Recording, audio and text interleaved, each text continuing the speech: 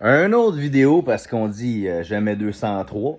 Fait que je me sens inspiré à soir. Je sais pas ce qui se passe. Ça doit être la pleine lune. Hein. En tout cas, aucune idée. Hein?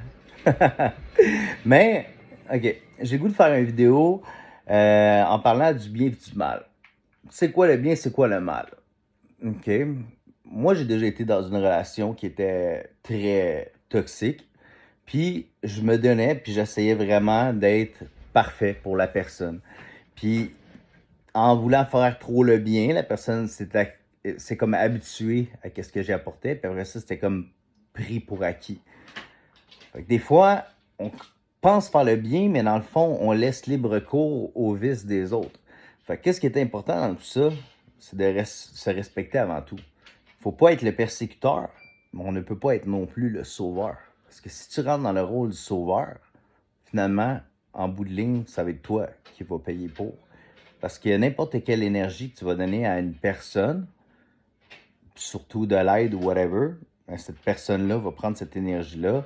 Puis, je te donne un exemple. Tu sais, quelqu'un qui consomme, mettons, tu lui prêtes de l'argent ou whatever parce qu'il t'invente telle excuse, puis tu as l'impression de faire le bien parce que tu lui donnes. Fait que le don, c'est perçu comme quelque chose de positif.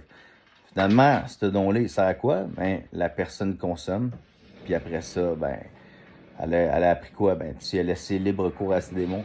Mais des fois, c'est d'être capable d'interagir en fonction de ce que tu vois à l'extérieur.